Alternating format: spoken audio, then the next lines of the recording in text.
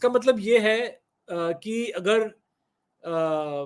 Saudi Arabia पे कोई तीसरा देश हमला करे तो पाकिस्तान उस हमले को इस नजर से देखेगा जैसे कि ये पाकिस्तान के सरजमी पे, पाकिस्तान की धरती पे हमला हो रहा है।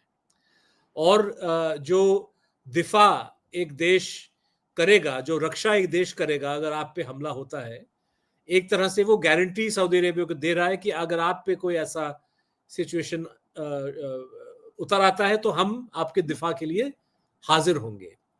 अब ये इसको लाइटली, इसको एक हल्के तरीके से हम नहीं ले सकते।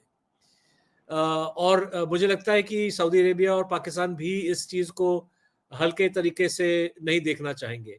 आपने जिक्र किया कि सऊदी अरेबिया के पास पैसा है, पाकिस्तान के पास हथियार है। पाकिस्तान के पास खास तौर पे एटमी हथियार है। और ये जो समझौता है इसका संदर्भ स्पष्ट शब्दों में एक ही है, और वो है इजराइल का कतर पे हमला।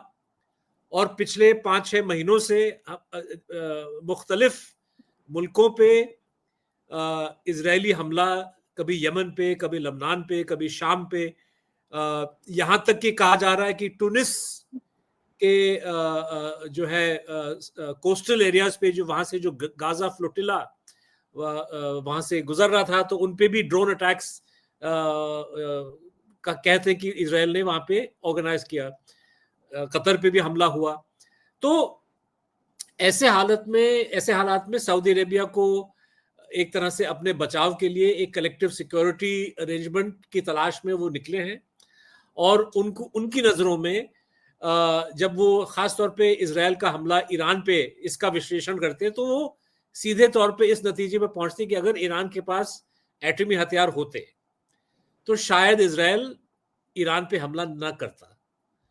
और इसीलिए मुझे लगता है कि ये जो समझौता है, कहीं ना कहीं सऊदी अरेबिया को पाकिस्तान के न्यूक्लियर अम्ब्रेला के अंडर जो है प्रोटेक्शन, ये एक बहुत बड़ा एक सब टेक्स्ट है। और इस चीज का एक तरह से खुलासा पाकिस्तान के रक्षा मंत्री ख्वाजा आसिफ ने जियो टीवी चैनल पे एक तरह से किया, जब उनसे पूछा गया कि क्या इसका मतलब, इस समझौते का मतलब ये है कि पाकिस्तान के जो एटमी हथियार हैं, पाकिस्तान की जो एटमी काबिलियत है, ये अब सऊदी अरेबिया के सर्विस में दिया जाएगा। तो उन्होंने कहा कि हाँ, जो हमारी सारी जो चीजें हैं ये अब सऊदी अरेबिया के लिए अवेलेबल होंगी। तो ये एक बहुत बड़ा ऐलान है, बहुत बड़ा डिक्लेरेशन है। और मैं दोबारा नाजरीन को याद दिलाना चाहूंगा कि इसको हल्के में नहीं लेना चाहिए, क्योंकि